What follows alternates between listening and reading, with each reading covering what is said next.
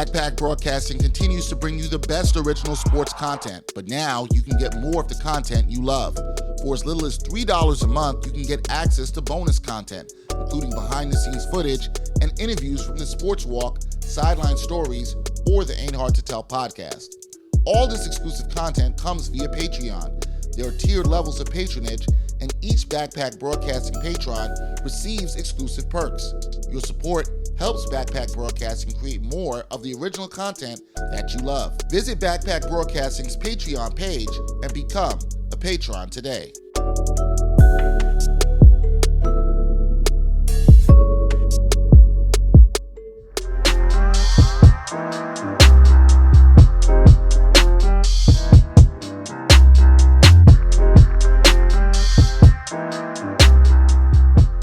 Ain't Hard to Tell podcast, episode 90. Dexter Henry, Brian Fonseca here. Yep. It is hot outside. It's been pretty hot throughout July. Everybody's laughing because it's so hot. It is. It's 100 degrees. Now, I'm going to let everybody know I'm not going to do any kind of AccuWeather, real field temperatures, or let you know anything about that. That's not what I'm doing here. But we do have a very special guest that we are excited about today. Ian Eagle, play-by-play voice of the Brooklyn Nets. You can also see him doing some things for Turner as well, TNT. You see him doing some stuff there. He also was the voice of the French Open recently this year, so doing a lot of stuff. And Ian, I always feel like I'm sometimes messing their names in the wrong way. I say. You think you're the first one to ever do that? I know it's Ian, but because Ian Begley is my good friend, I sometimes tend to want to say Ian. Yeah. Maybe the best thing to ever happen to me is that someone called Ian Begley Ian. That was a huge achievement in my life. That somehow the switcheroo, and he had to go, no, it's Ian. Ian Begley. But see, now I'm going to have to text him about that. We're going to have to talk about that. Yeah. Tell him I'm sorry. Apologize for me. He'll be up here I'm soon. Sure we'll let him fine. know. He'll be back here soon. We'll definitely talk to him about that. I'm going to tell Dex to call him Ian Begley. See how that goes over. That's going to change our friendship. That might be good. Ian, how are you, man? I'm well. I'm doing well. Good. Nice to come into the city to see you guys. Yeah. It's funny, when you drive into the city, the road rage starts to percolate. Oh, man. And I've handled that. Like, I had terrible road rage back in my early days. Yeah. I lived in Queens, grew up there, right. Lived in the city, moved to Jersey, and I used to drive a lot when I was still working at FAN. And I had the serious rage. And somewhere along the line, I realized once I had kids, like, hey, it's not worth it. But then, like a day like this, the heat, people are getting agitated. Yeah. So I don't come right out and give someone the finger. What I do it very tactfully. I will use it on the steering wheel as if I'm steering. So I'm getting out my feelings. But you're not really on full display showing it. I'm absolutely not. So if someone questions me, like, hey, did you give me the finger? Like, no, this is just, I just drive like this. So we had two instances of that right around the Lincoln Tunnel and trying to make a turn onto 38. That's it. Now, the reason you can't go full flip the bird on everybody is that, somebody might snap a picture and then it's Ian Eagle flips the bird to other motorists. That's TMZ. Then I'm done. It's not a good look. There's a joke in Ian Eagle flips the bird. There is a connection. Very big connection. I totally missed that. Would actually be a TMZ headline. Somebody's gonna make that a T-shirt. Eagle flips the bird. Eagle flips the bird. Write it. It writes itself. Okay, so you're staying away from the road rage. I am. Which is good. You were here. You do a lot of stuff in play-by-play, which everybody knows you for now. I'm trying to think about how long I've been listening to you. Right. Yeah. It's been quite some time. How long have you been the voice of the Nets? Voice of the Nets is 25 years. Yeah, it's hard to believe. Yeah. Well, you're like the reason Kyrie Irving chose to go to yeah, let's get this out on the table right now. I was the reason. Yes. How does it feel? How does it feel to be the reason? The reason Kyrie Irving wants to come back home. You know what's funny? I did meet Kyrie, obviously being around NBA circles, but this is a very strange story. The circumstances are almost hard to believe. I was doing an NFL game in Baltimore, Thanksgiving weekend. I decide to take the train home from Baltimore. I'm not a huge train guy, and I'll give you a few reasons. One, I still write my notes. So on a train, when you're writing, Yeah. it goes sideways. The handwriting on gets you. worse. So that's one. Two, I think people take major liberties on trains. Shoes off, socks off. I see things happen on trains. We have to talk about some of that. Right, that's a problem. That's a problem. And then third, also, because the cell phone works, Yeah. people are very comfortable with their conversations. I had a guy in front of me on a train, and he's talking about as loud as possible, and he was reminding people around him, I'm on a conference call with China. I don't care. I don't care about your conference call. I don't care where it's happening. But yet he still was reiterating it when people were looking at him. Yeah. So I'm not a huge train guy. I take the train back, and I get into the lead car, and there's no one on it. Huh. No one on it. I'm like, oh, my goodness, this is perfect. This is great. I'm going to put my bag next to me. I already know. Right. It's a trap. Well, conductor comes up. He says, sir, we have some people coming on. You're going to have to take a single seat. I said, really? There's no one here? He said, they're coming on. All right. So I get into my device. I'm watching whatever I'm watching. We get to Delaware. Nobody's on the train. A couple people straggle in. Okay. We get to Philly, and I'm knee-deep in whatever show that I was watching, maybe Narcos at the time. Good watching. And the Cleveland Cavaliers get on the train. Oh. One by one. Oh. They're on the train. Wow. So I'm talking Kevin Love. I'm talking Kyrie Irving. I'm talking Richard Jefferson, Chris Anderson, on and on. The only one that wasn't on the train was Tristan Thompson. No, So LeBron. LeBron was there. on the train. Oh, I was about to say. I thought LeBron. I was going to say. I thought LeBron was too good for the Excel Express. LeBron is on the train. Wow. So my first thought is, what's happening right now? What are they doing on this train? So I'm still doing my thing. Richard's sitting in the front. So I'm not going to go bother him. I'll just say, what's up on the way out. I'm only maybe 45 minutes from my stop. 40 minutes in, they make the announcement, next stop. That's my stop. I grab my stuff. The train stops. Oh, boy. A cold stop. Okay. Before we get to the station. Oh, no. Oh, no, it's right. That's not a good feeling. And now I'm standing up. I had to grab myself, and we are in a standstill mode. No announcement, and everyone's freaking out a little bit. So Richard Jefferson makes his way towards my area, and I grab his arm, and he gives a, yo, what the? Oh, hey, Ian, you've been on the train the whole time? Yeah, what's up? I was just chilling in the back. Yeah, so we chat for 40 minutes. Wait, you were stuck? 40 minutes, 4-0. He sits on my armrest, and we're talking through, we're catching up. I hadn't seen him in that setting in a long time. Wow. So right at the end of it, I said, hey, what happened, by the way? You were in the front of the train. He goes, oh, we hit somebody. Oh. I said, what? He said, we hit somebody. Get out of here. He gets up. He goes to the front. Now, Kyrie Irving starts making his way back towards me. Uh-huh. And Kyrie, this is pretty incredible. He stops at the guy in front of me. Right in front of me. And he says, excuse me, I don't mean to bother you. Guy wearing glasses, probably 10 years older than me. Yeah. And the guy's reading the newspaper. He says, yeah. He says, hey, look, I just want to let you know, I grew up a huge Nets fan. Huge. I think you're the best broadcaster in the NBA. He's saying this to the guy in front of me.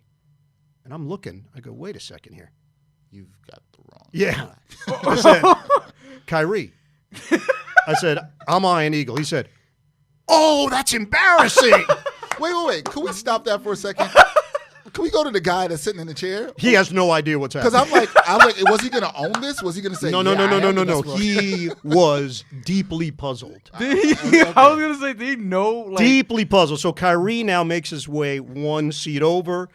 We bro hug. He sits down, and we talk for 40 minutes. Wait. We're still stuck. Wait. So this is 40 minutes on top of I was going to say. On top of the Richard 40 minutes. That's an hour 20. Yes. What time of day was this? This was 8 o'clock. So from 8 to 9:20 a.m. p.m. Oh, I did the game that day. You did say that. Did the Ravens game. I'm trying to get home. Oh, I'm 5 minutes from my station. Where were the Cavs going? Cavs were going to hang out in New York. They had just beaten the 76ers. So they were going to hang and I out. asked Richard, I go, what are you guys doing here? He said, we're going to hang in New York as a group, and we're going to take Ubers back to Philly. Really? So Kyrie and I get into some deep net stuff. He's asking me legitimate questions about the Jason Kidd, Vince Carter dynamic. Wow. Did they get along? Like a real, true blue Nets fan. Yeah. And at that moment, I realized, because I had not had, obviously, deep conversations with Kyrie. He thought the other dude was me. So, Yeah. Right. So I realized, oh, okay, this guy, he's the real thing. Yeah. This is not like a nice narrative that, oh, he grew up in Jersey. He's the real thing. So that kind of slash you're also the reason he came here. Yeah, let's get back to the original point. Yes. Because it sounds like to me that, you might have been responsible for him wanting to come here. Except now we have to give Kyrie a hard time that he did not recognize No, who Ian was. don't. You have to promise. We won't give him a hard time. No. No, not a hard time. You know what absolves him is that he was a true Net fan. He knew a lot about the organization. It was real. It was real. His emotion was real. This Right. was not, oh, our train has stopped and I got to kill time. And this was what, 3 years ago, maybe?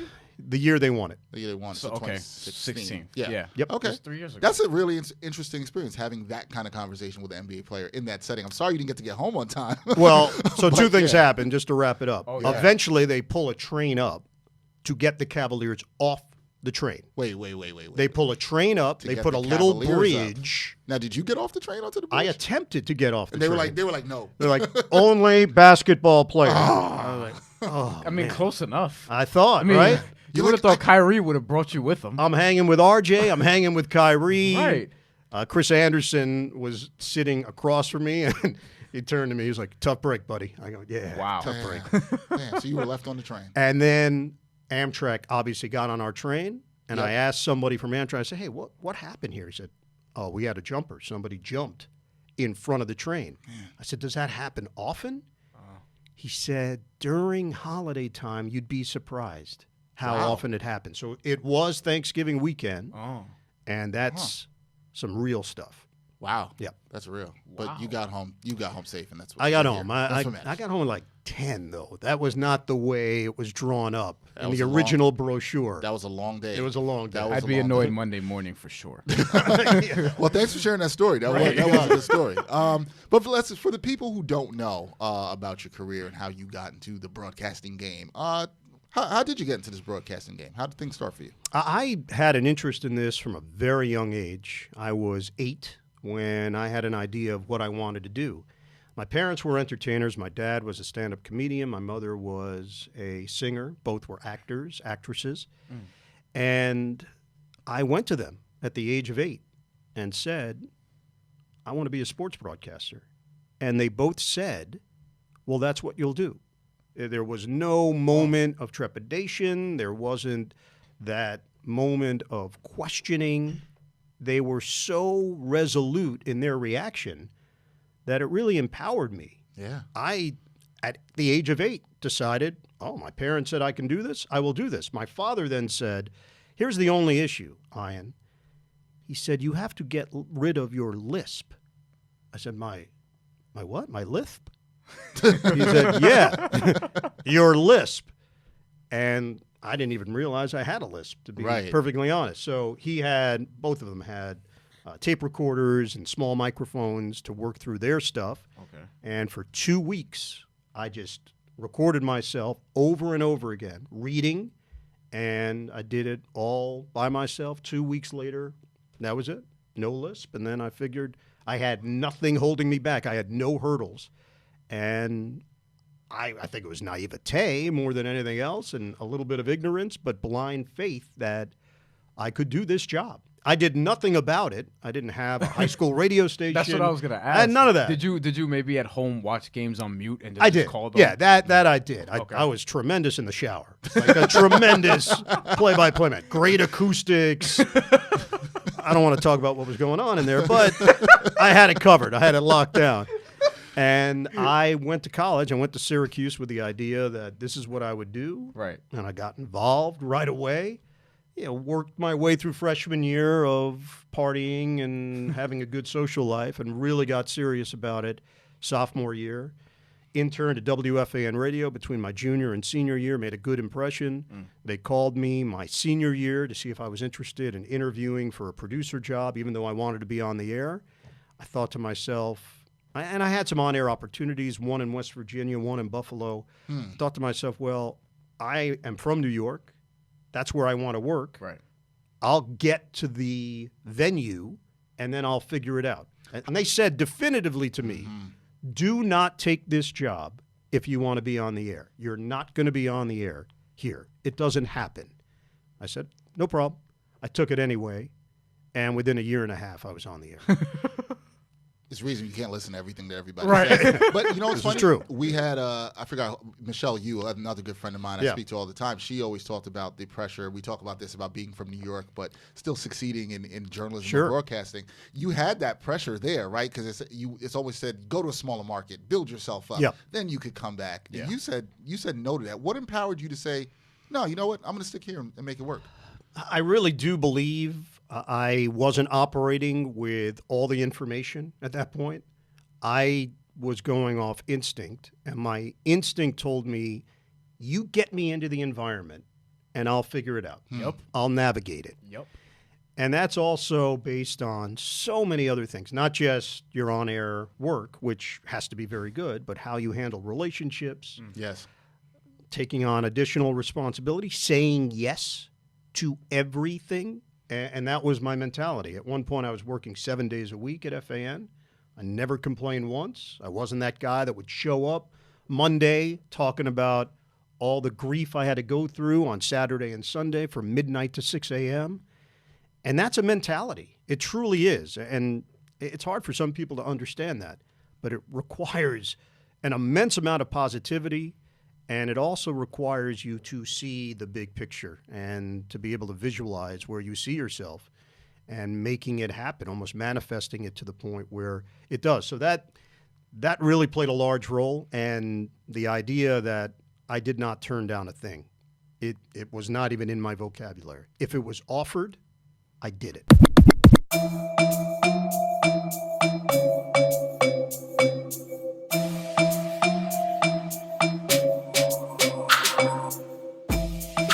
Brooklyn Nets fans know the best place to get unique gear to rep their team is Flatbush and Atlantic. No, not the corner where the Barclays Center stands, but the online store that brings Nets fans the latest styles in tees and hats that you won't find anywhere else. Right now, Flatbush and Atlantic is offering 20% off all merchandise to listeners of the Ain't Hard to Tell podcast. Just visit flatbushandatlantic.com today and use the promo code AHTT to get your discount. The promo code is eligible for customers through July 2019. Flatbush and Atlantic, made for Nets fans by Nets fans.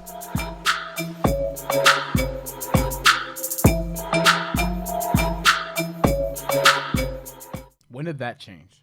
Because I do think that over time, Yeah. you Sometimes you gotta say no. Yeah, Yeah, Because it we was- were talking about this recently. I think the saying yes to everything thing is important early. It is. But then later on, you have to realize that you're at a certain level, No doubt, where you have to say no to certain things. yeah, and I would say a little deeper into my career where I had built up enough equity Yeah. to say no. There were years where I probably should have said no, and I was still saying yes. Right. So the crossover period went longer than it should have, and maybe now I'm saying no more often because I can. The last 3 years, I would say, more than any period in my career, I've said no. Turning things down in the summer, realizing I have to balance things out. Even coming here, to be honest with you. Yeah. Normally, in the summer now, I've tried to go like full Tom Hanks mode in Castaway. Castaway. I knew you Like, were gonna Castaway. bro, I shaved today for you guys. I mean, let's deal with the reality. We appreciate that. 'Cause Yeah, you have you on camera. you a do. little, so we Yeah, appreciate like I'm looking okay for what normally would be mid-July. I wouldn't normally look like this. So Right. the reality is, I do think it's a conscious thing, and also there is something. And I think you're alluding to this, Brian. There's something about your worth as well. When you say yes to everything, then you can be taken for granted Yeah, sure. at some point. So that's a very fine line in your career where it's an automatic before they even get the words out. You're saying yes. Well, they check you in. Right. You're filled out already. You say, well, whoa, I didn't say yes to that. It's like, oh yeah, but I figured you would have. So that's where you get into a gray area, and I did find that at FAN. I was going to say some other jobs. Did you have sort of maybe, I don't know how specific you want to get in terms of those experiences, but do you have maybe a couple of examples of that you've learned from? Yeah, I think at FAN in particular, which was the place that I learned how to do this. Yeah. You know, let's be perfectly frank. It ended up being grad school for me. And even behind the scenes, even though I had aspirations to being on the air, being behind the scenes with Howie Rose and Mike and the Mad Dog and Dave Sims and Ed Coleman and Steve Summers and Imus, I learned a lot by osmosis.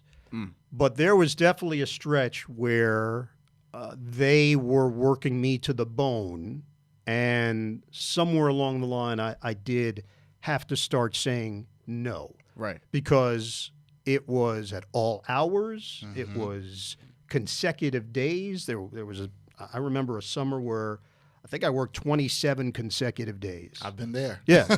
One of those where, and I was married at the time. So, and I'm still married now. Same person. Yeah.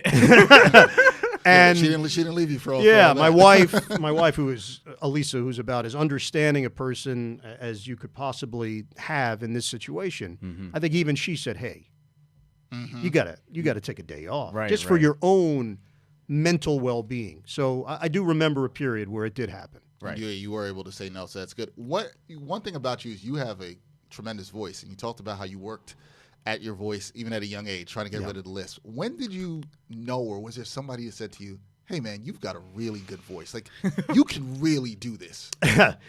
It's funny. I had very long hair as a kid, and my dad would bring me with him to a show. So I would watch his stand-up act hundreds and hundreds of times. And then the next day, we would stay over and we would have breakfast at the hotel he was working. It was the Catskills. So the hotels were the Concord, Fallsview, Kutcher's, Nevele, the Browns, Stevensville, on and on and on. So many of these hotels, and it was a huge part of my youth. So I remember vividly, I'd grown my hair out, and we were sitting down, and someone who had seen his show the night before was at breakfast and said, "Jack, great show last night." He said, "Oh, thank you so much." He said, I said, "You brought your daughter with you." I was like, that's harsh. Wow. Like I thought it was a setup. And I said to the guy, I was like, "Excuse me?" Oh, you thought? Yeah. And I was, 8 or 9 years old. He's like, "Oh." So the man realized that it wasn't a female. And I also realized, oh, wow, the power of your voice that can change someone's perception very quickly. So I did get a haircut. I mean, that did resonate with me enough. I was going to say, did that stick with you? Oh, it did, obviously. You never had the long hair again? No, I pushed it here and there, but never to the point where it looked like a female. Okay. I would style it in a way, yes. Yeah. Right. Yeah, this was, you got to remember, this is 70s into 80s. Right. The big hair. The big hair worked. For both genders were. No doubt about it. Now, I've had this like broadcast cut for a long time.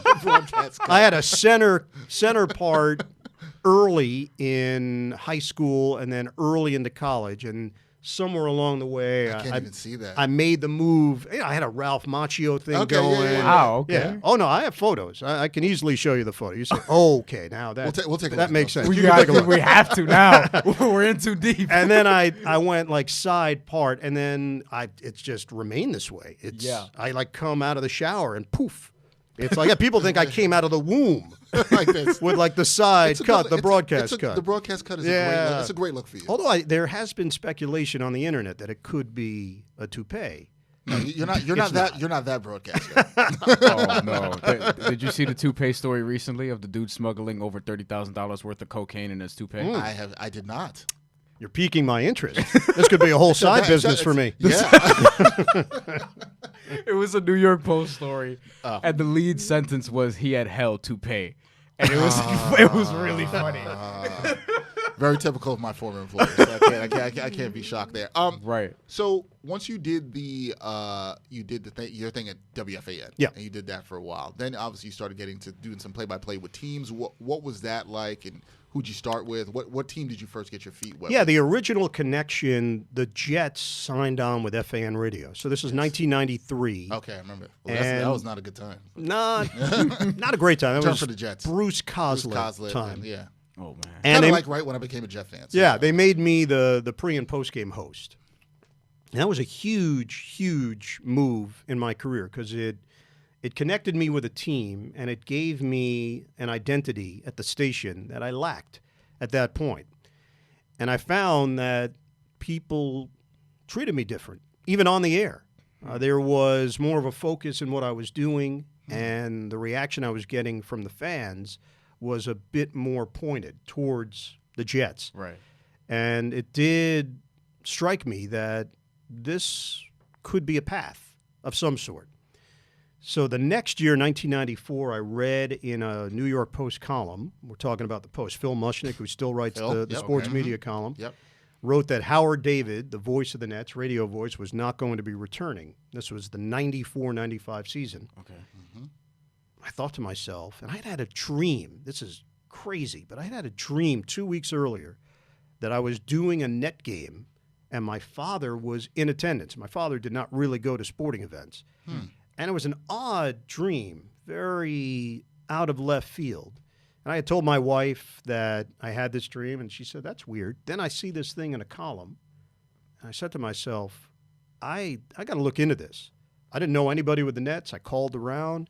Russ Salzberg was working at FAN at that point. He was at Channel 9 and had a fairly close relationship with the Nets. A gentleman by the name of Don Sperling was working at NBA Entertainment. I know very well from when I worked at the Giants. There you go. Don is a great guy. Don is at the New York Giants now. Yep. And I called the two of them and said, hey, do you have any mode, any conduit? They said, yeah, give me a day. They both got back to me and said, call this person.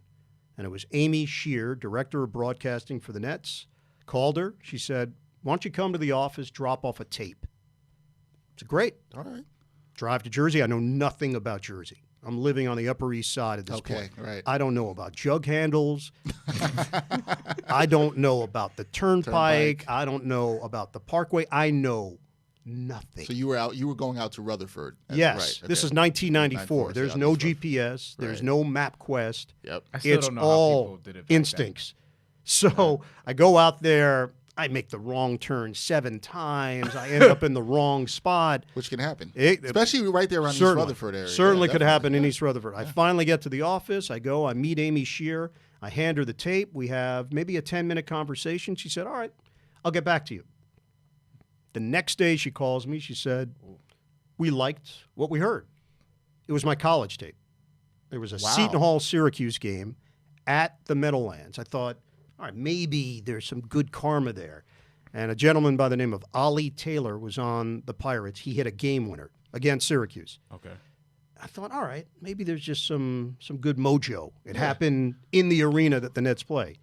She said, we like the tape. My boss wants to hear more. Can you give me something more recent? I said, yeah, absolutely. I hang up the phone. I have nothing more recent. That's it. There's no more recent stuff. Well, outside of you, I guess, that was your pre and post stuff you were doing for the Jets. But you had I had no other play-by-play stuff. Nothing. All right, so how did you work your way out of this? I call a friend of mine that worked at NBA Entertainment. I'd done a little voiceover work at the NBA. That's how I had met Don Sperling and a few other guys. I called a guy by the name of Rich Koppelnick and Steve Herbst, two guys.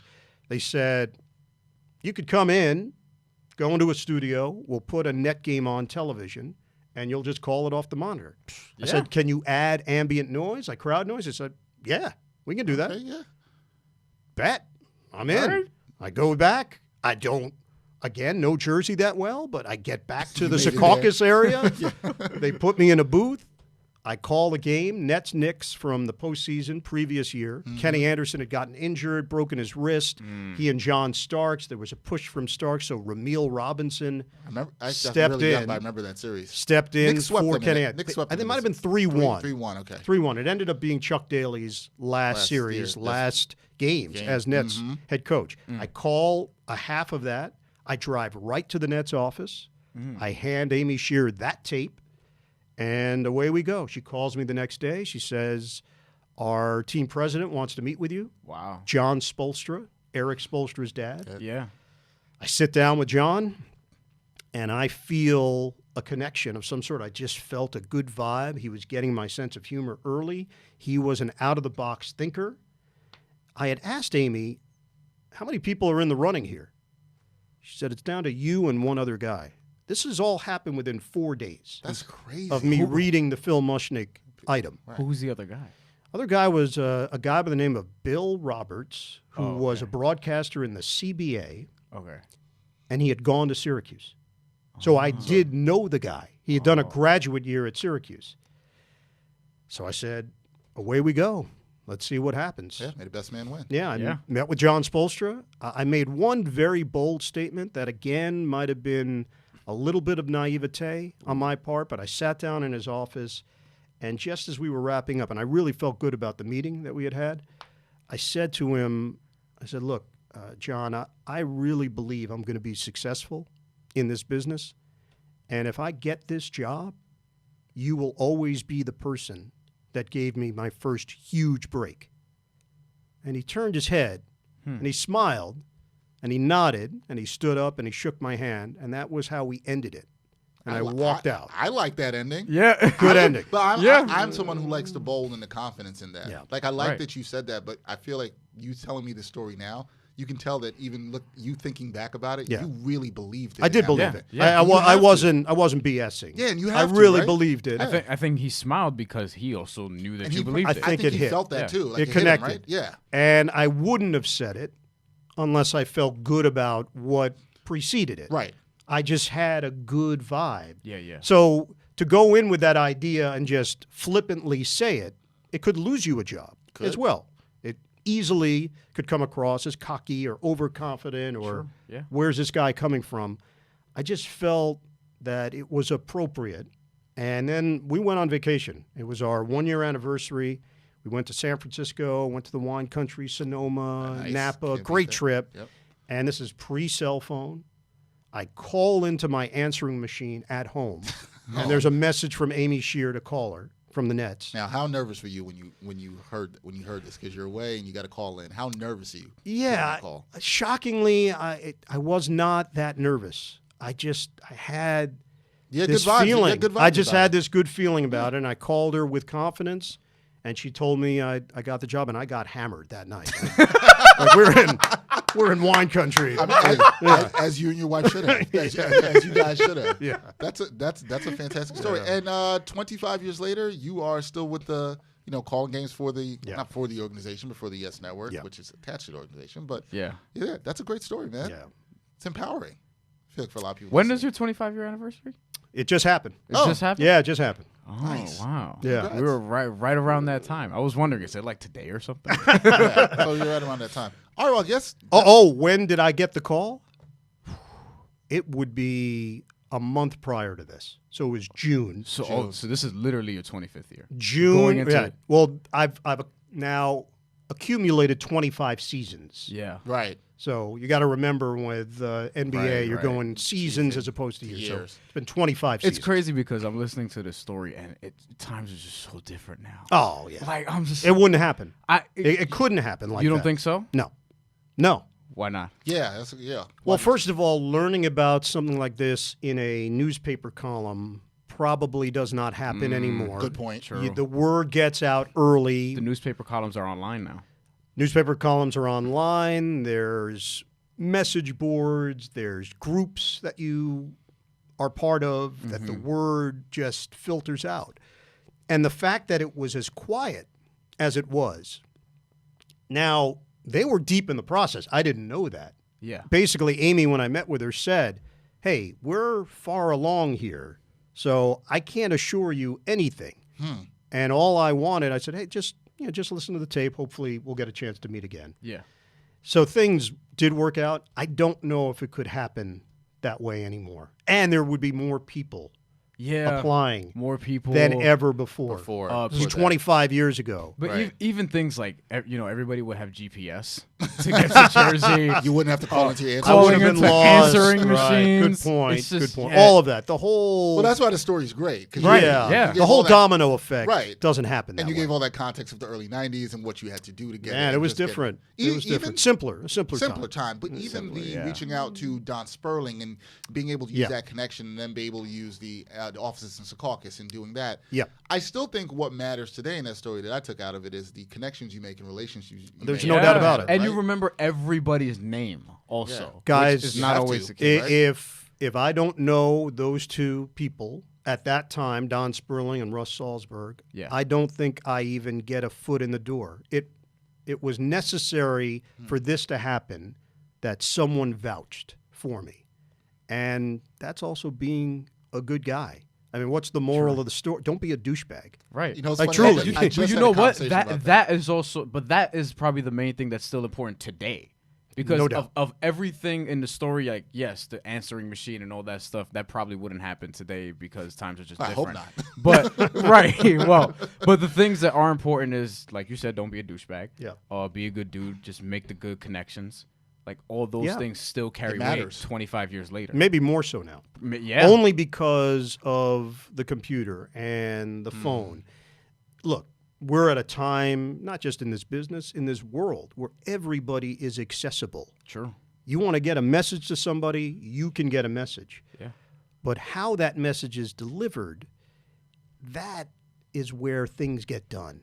So can you look someone in the eye? Can you connect with a human being on that level? Not a funny text, not a quick tweet, not an email. When you get FaceTime, when you actually are in the presence of another human, can you find some connection that leads to the next step in a relationship?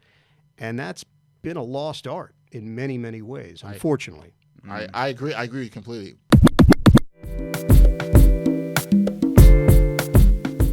The third season of the original sports web series, The Sports Walk, is underway. The YouTube hit is giving away a $50 Amazon gift card to one lucky viewer of the show or a listener of the Ain't Hard to Tell podcast. Who knows? It could be you. All you have to do is enter the gift card giveaway contest. Look, it's easy, and there are multiple ways to enter, including subscribing to the Sports Walk YouTube channel, liking the show on Facebook, or following on Twitter or Instagram. For more information, visit the giveaway link in the description info for this episode. Good luck as the contest ends August 15th, 2019. Good talking about the career. Let's talk a little Nets.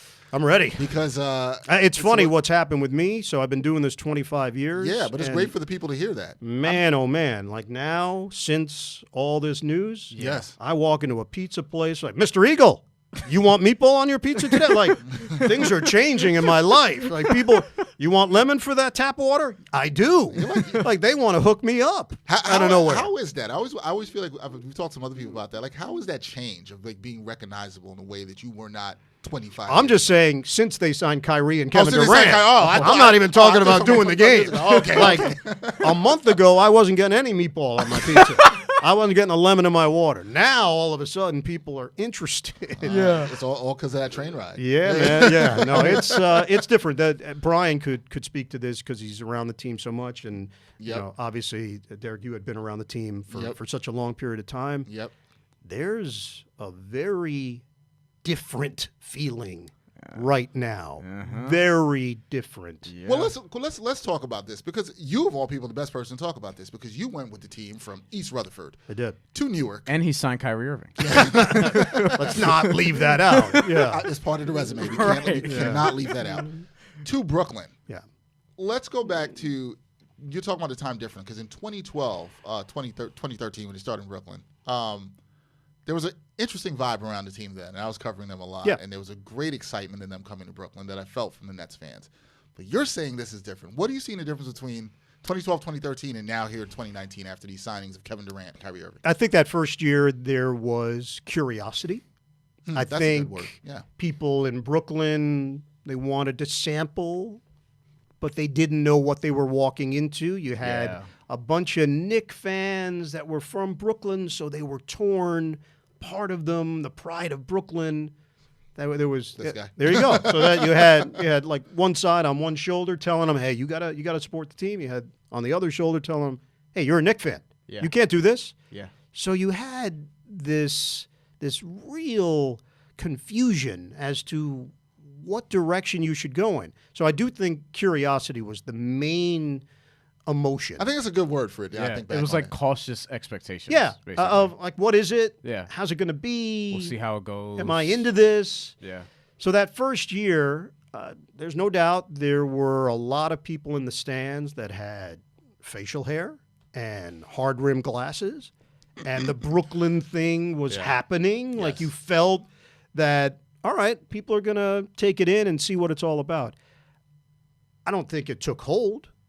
I don't think in that moment a team was born. It was a feeling out process. Agreed. What I felt last year was much more organic. Oh, yeah. A love and an admiration for the team itself, not what's on the jersey. Right. The team. Yeah. And that's when the two worlds finally met. And now the payoff that all these things they were doing for 3 years, teams use buzzwords. Culture. Big one. That's a big one. Big one. When you're not winning, that's the go-to. Yeah. Right? Yes. We're building a culture. Yes. Okay. Well, you have to show some results. And last year the results were there, and now there was a belief. The other part too, what Sean Marks did and his whole staff, which was brilliant. I don't know if it can be duplicated. Other teams might want to try to replicate it, but what I saw, they built a trust and a relationship with agents that had not been done before. And what I mean by that is, how do you get to the players? You can't just pick up the phone and call a big-name player and say, by the way, we're changing our culture. It's getting better. They go, okay, I play for another team. I don't care. So what is your conduit to the player? Agents. Agents have players' ears. And I think they were masterful in developing those relationships, convincing agents that things were really changing. And maybe some of their lower-level clients were experiencing it. A guy that was not considered a grade A free agent but got a contract with the Nets, or someone they acquired through a trade. Yeah. Now all of a sudden, it's family. Their family is welcome. They need their family to go on a trip? No problem. We've got seats for you there. Their wife gets a bouquet at their apartment on her birthday. Yep. Their kids have a place to go during the game, at Yep. practice. These are all things players have talked about. 100%. And that stuff really matters in terms of Well, I think we've learned it does. learned it does. Yeah. Right. Yeah, because maybe Right. I think there were times where people thought, okay, what does this really mean? Unless you're winning, what does it mean? Well, Right. it's a building block. Right, yeah. And it's an indicator. So when Kevin Durant is quoted as saying, I like what you're doing over there, I like your style of play, and he walks in and meets with people from the team, and there's this unanimous good feeling about it. Look, you can't predict chemistry, and we've seen plenty of teams through the years where it didn't fit. Yeah. Boston last year. Yeah, it just didn't fit for whatever reason. Last year's Nets team, that was organic. That was not artificial. They weren't doing stuff on the sideline, on the bench, because they thought it was cute. They did it because it galvanized the team. They felt it. Yes, and when D'Angelo Russell got benched in a fourth quarter, which happened more often than people may realize in the first half of the season last year, he didn't sulk. He was still standing up, cheering on. He was Dinwiddie standing when up. he He was cheering on Spencer Dinwiddie. Yep. And whatever message Kenny was sending to him was dealt with behind the scenes, not in public, Right. not right in front of everybody else. They It sure was didn't dealt tell with. us. No, They they sure didn't. didn't tell us. They didn't. And by the way, probably the right way to handle it. Absolutely. As much I as agree. we wanted answers. No, but I agree. I think they go about everything the right way, and winning was probably the thing that really pushed it over the top. I think so. If they don't get into the playoffs last year, I don't think they get these free agents. I would agree. And I know that for years in the NBA, you would just clear space out and you thought, hey, we've got the cap space. That's enough. Right. Guys will come because that's enough now. What the Knicks it's not tried. enough. That's what the Knicks just tried. It's not enough anymore. Yeah, I think what it is like other teams want to see them win. I think this is why the Clippers also, by the way, get Kawhi Leonard and Paul George. They make it to the playoffs being a 48-win team after trading their best player, still having Lou Williams and Pat Beverly. So if I'm a star player, I want to attach myself to that. And There's no doubt. And they have Doc Rivers, who has a good reputation. Then here in Brooklyn, Kenny Atkinson has a good reputation. So when I think of this and think of what you just said about that and the changing of, I hate the word culture, but they did in a different way that people may not realize what you were saying. Were you surprised when you heard the day came down that Durant and Kyrie were coming? Or do you look at it and say, hey, I kind of saw all of this happening. This was organic. Maybe this is what we should have expected. Yeah, I think when something that monumental happens, of course, in the moment, it hits you like, oh, wow, this is real. Yeah. This is happening. Yeah. This is real life. But when you go back over it in your head, there is this realization that they did all of the necessary steps to get there. Yeah. And, they swung for the fences. There's no doubt about it. Yep. But they laid the groundwork every step of the way. So even, the Allen Crabbe trade and Taurean Prince, who has a connection with Kevin Durant, and DeAndre Jordan, making sure that he's going to be taken care of because they're putting him in a situation that he's going to play with his very close friend. Right. And they're creating this team that Kevin Durant now feels comfortable stepping into. It was strategic. It was not by happenstance. They didn't stumble into this. I think there have been times where teams have stumbled into this, where they didn't even know what was happening. The Nets knew what was happening. They just didn't know if it was actually going to hit. It hit. I mean, they went jackpot city. And I think making Kevin Durant feel comfortable was important because of that injury. Because there are still some theories out there that he would have gone to the Knicks had he not gotten hurt. I don't know if that's the case. I don't know if we'll ever know, by the way. I don't know if we'll ever know. We can all theorize. I don't see what the upside in him ever telling us is. No, there isn't any. Also, it doesn't matter. It really doesn't. Yeah. Right. I think what we found, look, what I've noticed just trying to read the tea leaves, there's a faction of Knicks fans, probably older Knicks fans, who have just surrendered. They've just given up. They've said, this isn't working, and I'm not going to blame anybody else other than what's happening in our own house. I'm not going to blame the Nets. I'm not going to blame other teams. It's just our stuff. That's probably an older Knicks fan. There's a younger Knicks fan who's never experienced winning, by the way, and that's part of it. Yep. So that frustration level is growing each year. The fact that they lost out on big-name free agents, that's one thing. The fact that it was the Nets is another thing. That really hit. I see what you're doing. That hit at the scarf, and that was digging away at it. Yep. And I think that reaction has been very visceral because now that particular fan is stupefied. They don't know what happened. It's like they just got in the ring and got knocked out and didn't see it coming. Yeah, and that fan may remember the Jason Kidd era Nets. Yeah. May. That means in their lifetime, if they're around my age, and thank God I don't have an NBA team, but if they're around my age, then the Nets have been better than the Knicks basically their entire life. Yeah, and that's an interesting shift in that, and I think that you make a great point about the difference in the two kinds of Knicks fans that there are out there with that, and to some degree the Nets fans, a longtime Net fan, is reveling in this. They are enjoying, I think, the moment of. I think it's just the fact that they got these guys.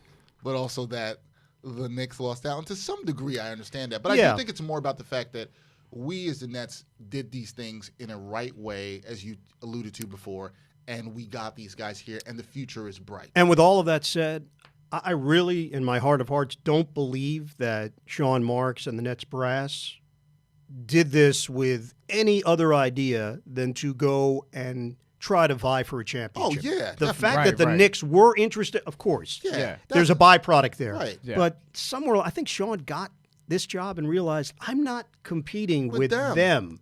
Yeah, maybe the business office is because, hey, for ticket prices are high. Same and city. We understand that. 20 minutes apart. I don't think so. So I think there was maybe some misreading of the situation early from Knicks fans of, hey, this is what the Nets were going. No, they're not looking at it that way. Now, with that being said, we talked about this a little bit, but the most important thing here is that Kevin Durant is not playing for a whole season. So we still have to wait and see how he's going to come back. But in the 3 years that he's here after that, if this team doesn't win a championship, is this considered a bust? Yeah, I understand the question. Right. There's so much that has to happen. Because the rest of the league... Getting there, of course. There's still LeBron and the Anthony expectation Davis. level is now different. Yeah. It's different than they've ever experienced, even with the kid years. I agree. Yeah. When they got to the finals that first year, that was a huge surprise. The Eastern Conference was not lined up with Murderers Row at that point. Yep. They took care of business. They beat Indiana. They beat the... Detroit? Was it Pistons? No, I believe it was the Hornets in the second round. And then it was Boston. Boston, yes. Right? That's right. Correct. Yes. Maybe the next year was Milwaukee in the second round. That is correct. Or vice versa. But however it worked out, they got to a stage that nobody ever expected. Mm-hmm. The next year they get back there, and you know what? They could play with San Antonio. And things could have gone a different way. They were up big in Game 6, double-digit lead, and the bottom dropped out. They lost the game. They lose the series in 6. If that goes 7, who knows? As we know, in any Game 7, you've got a puncher's chance. Right. But even with that, going to back-to-back finals, the expectations were not what they will eventually be. You have built this team to go out and try to win a championship. So your point, Brian, is a legitimate one. I get it. I don't even know if we can go there yet until we see Kevin and see does Karis LeVert improve the way that we think? Does Kyrie mess with the group? Does the team start off Yeah, slow? I think personally, and obviously I'm coming at this from a certain angle, but I think he goes on a tear. Yeah? I think Kyrie goes on a tear this year. I like this. Interesting. Now, there might be load management. It might be in 54 games. Okay. I think he's going to go off. But to this point, he kind of has to, right? I think for a number of reasons. Yeah. And the personal ones are self-explanatory. His reputation. Okay, see, that's what I was going to has say. taken a hit. That's what I was getting at because we've talked about this before where, the whole Kyrie and Kemba thing was interesting to me because my whole mentality on it was if Kemba Walker doesn't have any character issues, why would I not try to sign him? Not if I'm the Nets, but I'm saying any team in general. Mm-hmm. So they go out and get Kyrie Irving. Now Kyrie basically has to deliver because people had questions about how he exited Cleveland. People have questions about the relationship and how that sort of unfolded in Boston. So if he doesn't deliver here, people are going to look at him even more and be like, he's aware. What's going on? Yeah, there's no doubt in my mind. He's hyper aware. I think he'll answer to that. I do as well. I expect a little bit of a slow start just because there's a lot of moving parts now. No doubt about it. I think that's definitely But you expect a strong season from him. From him? Yeah. I do. And you think you'll respond to the critics? Because there's a lot of chatter out there. I do. He's a really exceptionally bright guy. And I say that with the understanding that he's well aware of what's happening around him. Yeah. This is the prime of his career. He's 27 years old. Yeah. And he's making a very bold move. The first time he had a chance to pick where he wanted to go, he chose Brooklyn. Mm-hmm. With that comes a high scrutiny level. He's gifted. Yeah. Like I think lost a little bit in all this is how gifted a player he is. He might be the best ball handler I've ever seen. Yeah, and he and Kenny Atkins. Kenny is a tremendous coach.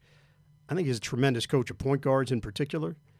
I think they're going to be kindred spirits. That's my gut feeling. That's good. Yeah. You have a good and this team is essentially built around him this season. It is. And we talked about this. I think they could win something like 48 games this year and then just build on it from there. I don't think that's a bold statement where someone's going to go at you. Right. You make that statement, you can back up that statement. I think you can. Now, in terms of Durant, somebody saw me the other day. They recognized me from Nets Daily, and they said, "Hey, what do you think about Durant? How do you think he will be when he comes back?" And obviously, we talked. No, we don't know. No, we have no idea.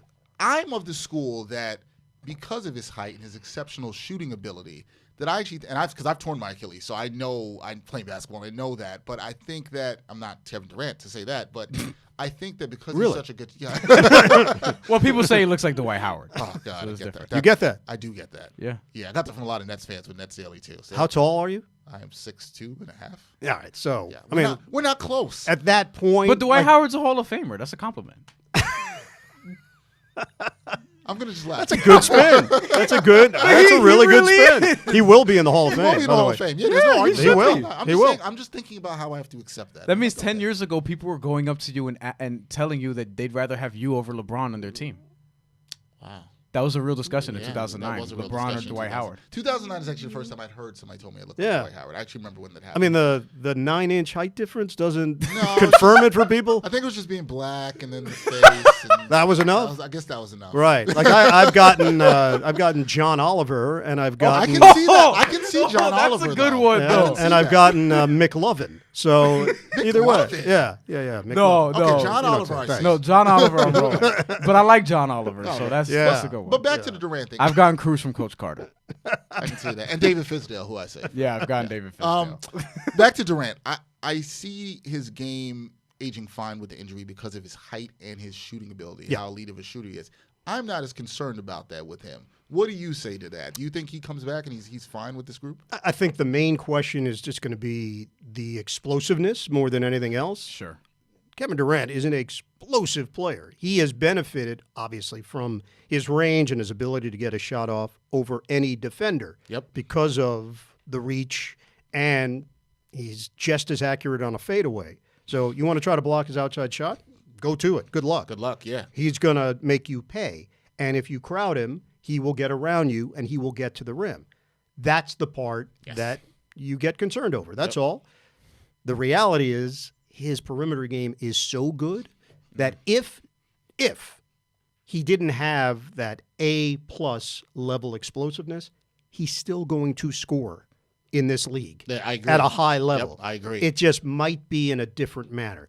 Until we see him, until we see how comfortable he is and how much he can lean back on what was his bread and butter, it's really hard to make that statement. The amazing part, I had a bunch of his games when he was at Texas. For whatever reason that year, I ended up getting him a couple of times. I had him in the NCAA tournament. They lost to USC and Nick Young that year in the second round. Right, yeah. And I was amazed by his ability in what I thought were very thin legs and ankles to cut, to get to the rim, and to not injure himself. That's what struck me that one year. Like, oh, man, this guy's going to have to really beef up. That hasn't changed much. Right. And he went a long time without having any kind of major injury. So he could just be a physical anomaly that can bounce back from this kind of stuff. I don't know. We're going to find out. It's a really intriguing question. Yeah. I think from the Nets' standpoint, they're going to wait it out, and they're going to leave it to him.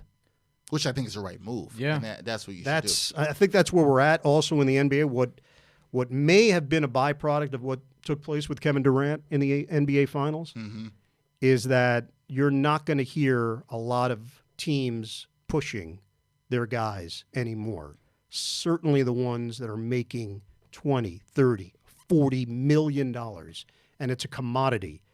They're not going to force the issue until that player is 100% comfortable. That's a slippery slope. It is. You're leaning on a player when all of your data and your medical information states you're good to go. And usually in the NBA, that meant we need you to go. I think you're going to see a change there.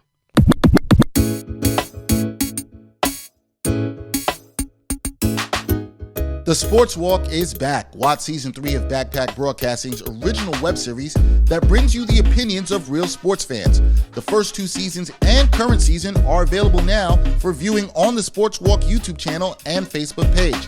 Check out the 2017 NYC WebFest official selection and see what other sports fans have to say on the hottest issues in sports today. It's easy. Just take the Sports Walk.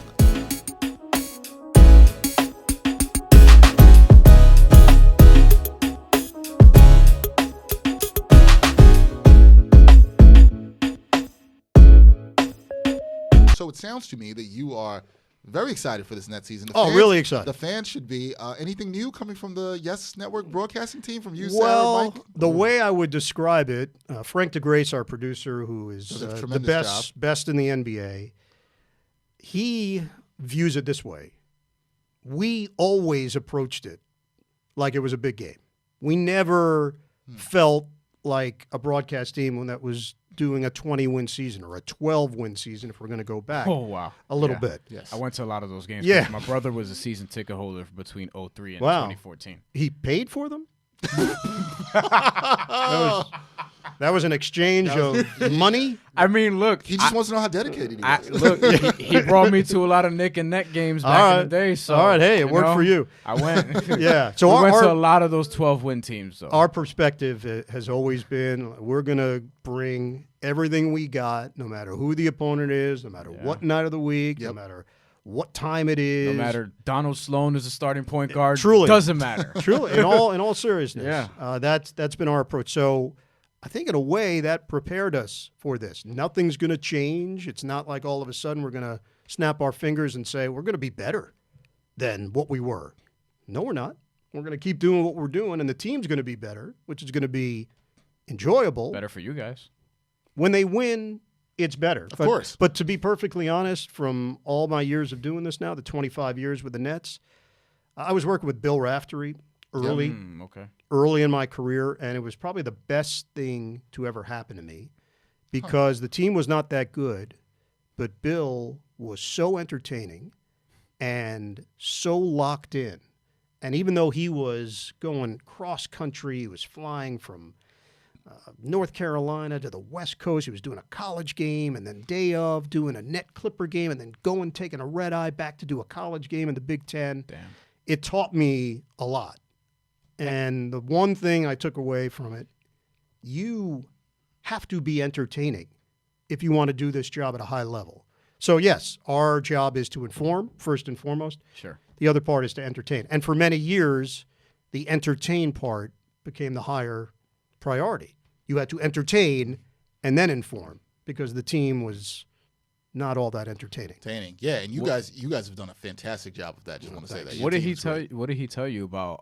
I guess the importance of maintaining that enthusiasm, regardless of how the team is doing and how that sort of impacted you. Brian, he never told me anything. Never. He showed me. Okay. I just sat next to him for all of those games. He never said a word, but I just realized when the mic was turned on, when the red light went on, he could just bring it at a different level that I had not really known existed. And it translated to me. Even during rough Net years, he would say, the keys. It would. I mean, Bill's great, though. Yeah, he's the best. Right. Yeah. He's the best. He's the best. But every game, and it didn't matter how many hours of sleep he was working on, it was irrelevant.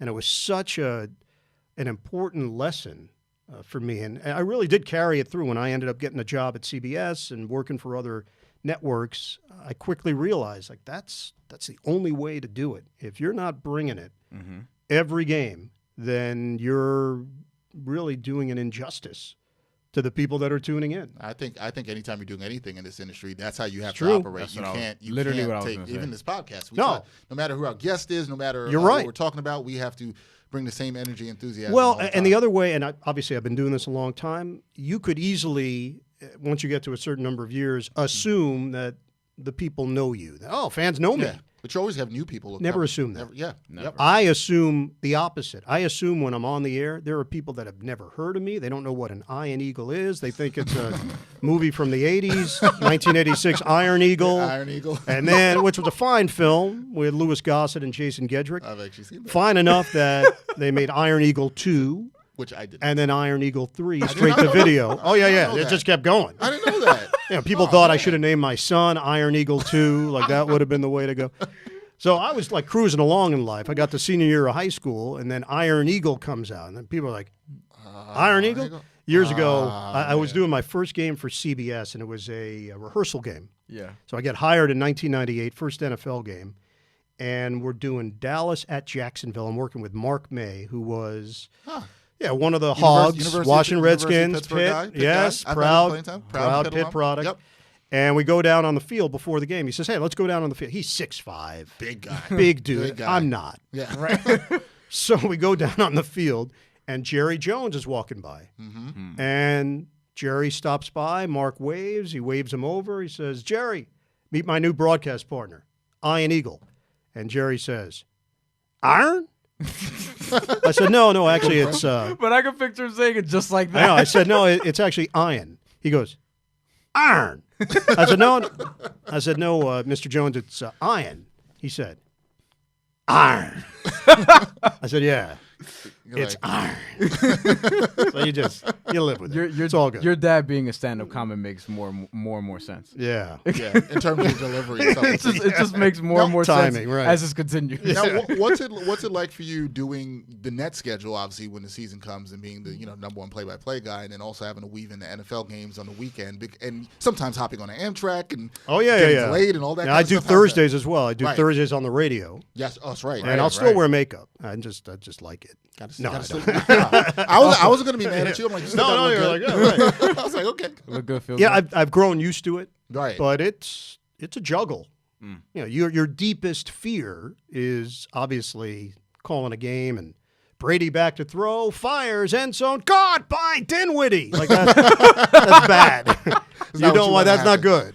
That would so when your wires get crossed, which I've avoided for the most part. Now, how much? I think what people don't understand if they haven't done play-by-play is there's a lot of preparation to go into it. No matter how long you've been doing it, you've got to really prep. So you sometimes are prepping for one team for home. Yep. And you've got 2 football teams maybe on a Sunday and another 2 on a Thursday night. So you're prepping for a lot there while still looking ahead for what might be coming up on the nets, et cetera.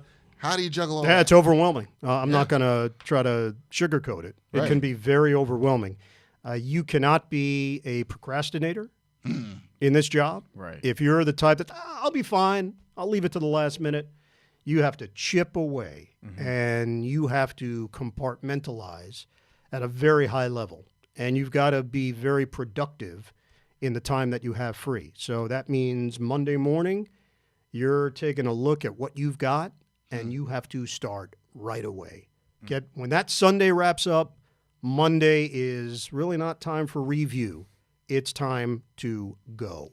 And if I have 2 teams on a Thursday, 2 on a Sunday, and net games in between, that requires a lot of foresight.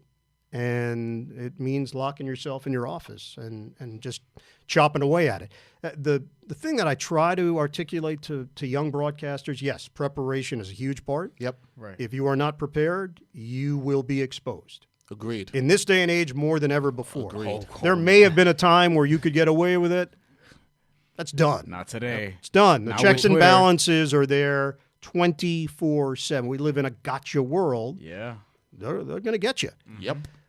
But with that said, the performance also has to be there. So preparation, yes, that's understood. Performance is the other aspect of it. You could be well prepared. You could have every note laid out perfectly.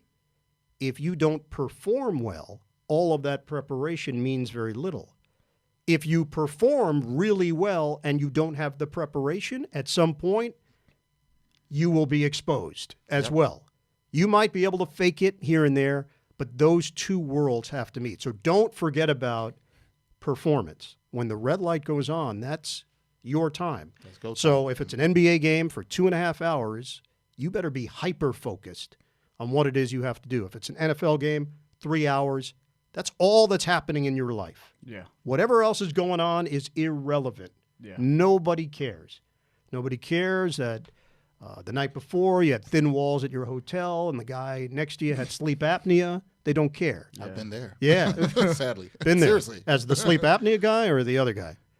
Different kind of guy. I'll talk about that after. All right, another time. I have an idea for that. Yeah. So the point, and if that's going where I think it's going, we've all been there. Yeah. I'm not sure it is. If there's traffic going to the stadium, nobody cares. Yeah. If your kid has got 101 feet, they don't care. Got to perform. Got to perform. Yeah. That's probably, even from my folks, what I took away more than anything else. My My mom was a smoker. She passed away at a very young age, 43 years old. 2 packs a day. Sorry. Yeah, terrible. 2 packs a day, smoker, and a brilliant singer, gifted singer. And there were days where she could not speak, and they had a show that night. And I would say to my father, I was young, 8, 9 years old, I'd say, how is Mom going to go on tonight? She can't make a sound. He said, oh, no, she'll be fine. I said, how? I want to know how. He said, she has an ability to sing above her chords. I'm 8 or 9. I just want a milkshake. I don't know what he's talking about. I said, what? He said, you're not going to understand it now. One day you'll understand it. And damn it, he was right. I really did understand it. There are days where I don't have a lot necessarily in the tank. I've traveled. I've moved around. I had a hotel room where the vent was directly onto the bed and bad stuff can happen. Yep. And I can summon something, and I can do it in a way the performance part becomes a huge key in this equation. And I think still enjoying what you do. Well, that has to come out. That has to help. If you're not passionate, if you're not real, I think people sniff that out. Mm-hmm. I mean, that's also what I learned from Raph. He was his real self. That's him. That's him. I met him too in college, and Bill Raftery is how he is on air. He's always on.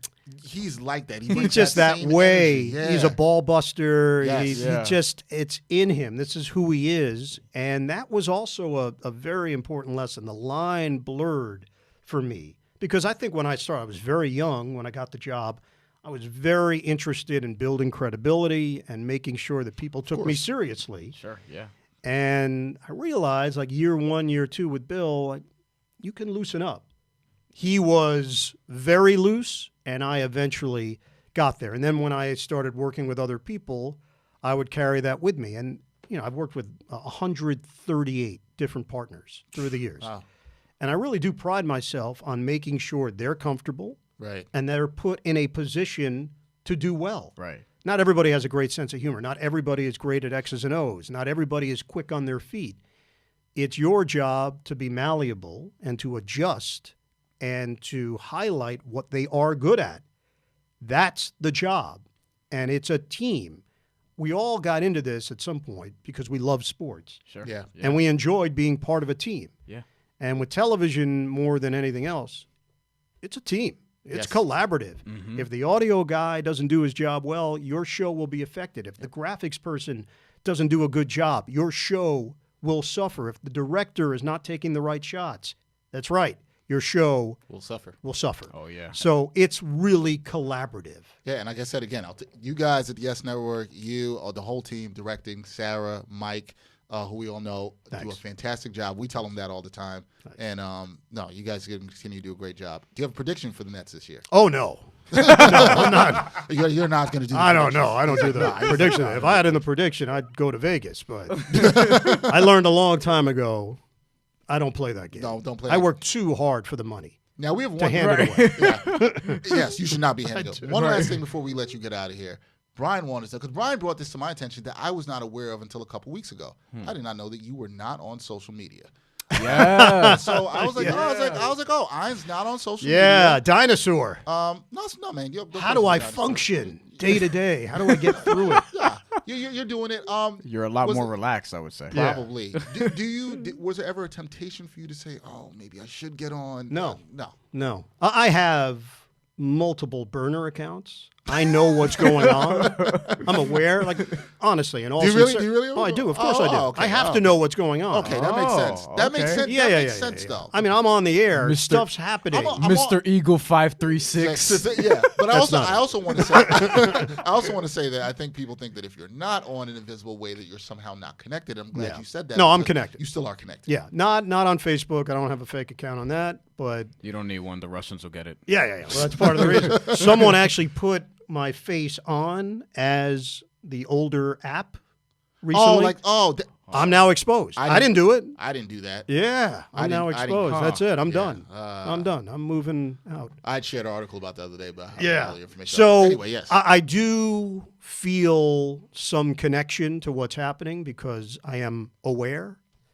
I'm not at a point, and never have been at a point, where I felt that it was important for me to be out front with it. And it's based on a few things, one of which, look, I am a good guy, and if I get an email from someone, if I get a text from someone, I return it.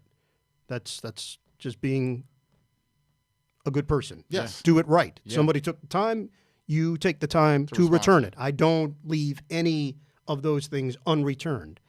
I know if I was on Twitter, I would not be able to subscribe to that because there would be overwhelming questions or requests, and I don't want to be that guy. Yeah. I don't want to be the person that isn't responding to someone who took time out of their day. If someone has the wherewithal to find me, more power to you. I'll get back to you. Right. But I can't be that available all the time. So that probably was the main reason. And the second part, look, people have said to me, like, you'd be great on Twitter. Well, thanks. What's that going to do for me? Being funny, on proving that I'm funny on Twitter? How do I benefit in my life other than only downside? So sense of humor, as we know, is all in context. Yes. And to be a funny person or to be a humorous person, there are times where things happen in life that are out of context. Yeah. And people can be offended, and Yes, people can that take is it the true. wrong way. Yeah. I don't even want to put myself in that position. You know what? That is true, though. Now that I'm thinking about it, I don't think there's an upside for you, like, starting a Twitter account as your actual self, not your burner self. Thanks, bro. I don't think there'd be an upside. I've thought about this deeply. Trust me. No, I can see that you have, and that makes me think about just overall for certain people, and even in certain things, like what is the upside, or we should think about. I'm not a self-promoter, so I mean, let's get that out on the table. It's not important to me. I don't feel jealousy. I don't feel any of those emotions. Right. If someone's getting good press, that's great. That's wonderful. Right. It doesn't affect what you do. I've never approched life that how I way. look at things, I truly have not, and not just in career, but life as well. Like, that's a much better way to view life. I agree. Yeah. I agree. And I hope that when people listen to this podcast, 'cause I think one of the things is, I've talked to you personally, Brian also as well, you can see your personality. People might not get on air in a way, and you are a funny guy, and I think that comes from your parents being entertainers. I think that's helped you a lot too. And there are ways you can still get your personality out. And by the way, there are the spots that you have to pick. There's a time and a place. So even on a game, or this podcast, obviously, but even during a game, based on your back and forth with your partner, there are moments, as long as it doesn't get in the way of the game. I've always looked at it that way. This is not amateur hour at the Chuckle Hut. Yeah. You can be funny. You can toss a line out. It can be pop culture. But once you cross into it where you are now getting in the way, that's not going to work. Shouldn't take away from the art of what because then you're making it about you. Yeah, which I never, honestly, I never, ever want it to be. If I come up with a saying or I come up with a word play, it's certainly not to gain attention. It's to hopefully enhance the experience. Yes, strictly it's for the broadcast. That's it. Who was the broadcasting guy that you looked up to? I was Marv growing up. I grew up in New York. He was doing the Knicks. He was doing the Rangers. He was doing the local news. He was doing NFL football on NBC. He was doing boxing. He was doing everything. Yeah. And, I thought he found that balance with being sarcastic and having byplay with his partners. It was the first time that I had heard that you didn't have to go straight down the middle, that maybe you could come at it from a different angle. When I got to later high school into college, Bob Costas and his whole skill set blew me away. Just how smooth he was, how articulate. Definitely. His level of knowledge at that time in pop culture impressed me, and just his way of always being able to weave in and out. And Al Michaels and Vern Lundquist, there have been a number of guys. Greats. But I'd say those four in particular really stuck with me in their particular style. And they're all very different. Yes. That's the interesting part. So when you do this job, when you become a play-by-play announcer, really,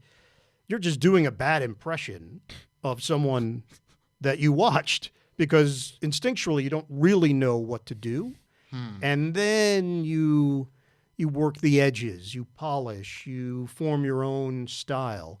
I think what happens in broadcasting initially, your first thought is, I just want to get on the air and have no one question it. I don't want anyone to watch or listen to like, whoa, what is this guy doing? He doesn't belong there. So you just want to blend in. Yeah. And after you get through that initial stage, it strikes you that you say, I don't want to sound like everybody else. I want to have my own voice, distinct sound and voice and presentation. And you want to get to a point, hopefully, where someone tunes into a game and they know within seconds that, oh, yeah. That's Iron Eagle. Yeah, I know that guy. Yeah. Right. I know him. Yeah. I'm comfortable. I'm familiar. Well, that's what you aspire to. Well, you got to that point. Yeah. Absolutely. You definitely got to that point. One thing we do before we get you out of here. Right. We, every episode, this is episode 90. So we go through a list of players that Brian, he compiles this list. Yes, I do. And we pick a player for our artwork that will represent the number 90, some sports figure that we do. Who do we have for 89? Was it Steve Smith? Steve Smith, we went Steve with for Smith 89. Senior. Steve Smith Senior, yes. All right, so 90, we have some interesting names that I did not tell Dexter about. I never tell him about these lists. He doesn't. I like to be just surprised, so I don't know. You're not going to like this 90 list that much, but there are a couple really good ones. Okay. Julius Peppers. Are we voting? Is it? Yes, we have a vote. It's a vote. You have a Okay. vote. All right, Peppers. We have Julius Peppers. We have Neil Smith, Rob Burnett, Darnell Dockett, Drew Gordon. Okay. Oh yeah. He wore with the Magic and Cavs. That would be Drew Gooden. I think I meant to write Drew Gooden. Yes. That's why I'm questioning. I think myself. Aaron Gordon's brother is Drew Gordon, by the way. Really? Yes. Huh. Really? Played college ball, had a cup of coffee in the NBA. Yeah. But you may have meant Drew Gooden. Yeah, he's like the Taylor Griffin of the brothers. There you go. Yes. Jason Pierre-Paul, Javon Curse, who I actually really liked when I was younger. So did I. And Ndamukong Suh and Jadeveon Clowney. I might go with the freak. I might go Javon Curse. I might too. Yeah, I think it's a little throwback, but I think that we're all in agreement. Yeah. That's who I'd go with. I'm surprised you didn't go Julius Peppers. I felt like you would go Julius I like Peppers. Julius Peppers, but I was a big Javon Curse That's guy when me I was too. younger, too. he So kind of redefined that position at the Yes. time Yes. because of his physical attributes. And look, others have done it better than him now, like anything. But at that time, he was different. Yeah. He was unique. and you could move him around. And I would go Javon Curse. All right, so Javon Curse episode it is. All right, I like it. Sometimes it doesn't happen, we're all in agreement. 74 career sacks, 28 career forced fumbles. Nice. That's There you go. solid. Very solid. Great, really solid. I'm play. in. Definitely. Ian, thank you so much for joining us. Absolutely. Brian, my pleasure. We really, really appreciate you coming through and got continue it. the great work, great Thank you. season with the Brooklyn Nets. All right, that's it for this episode of the Ain't Hard to Tell podcast, episode 90, the Javon Curse episode. Please be sure to subscribe. Also, check out our promotion with Flatbush and Atlantic, who does some great gear for the Nets and other stuff that we have go on for the great, legendary Iron Eagle, my man Brian Fonseca. Yes. I'm Dexter Henry. Until next time, guys, peace.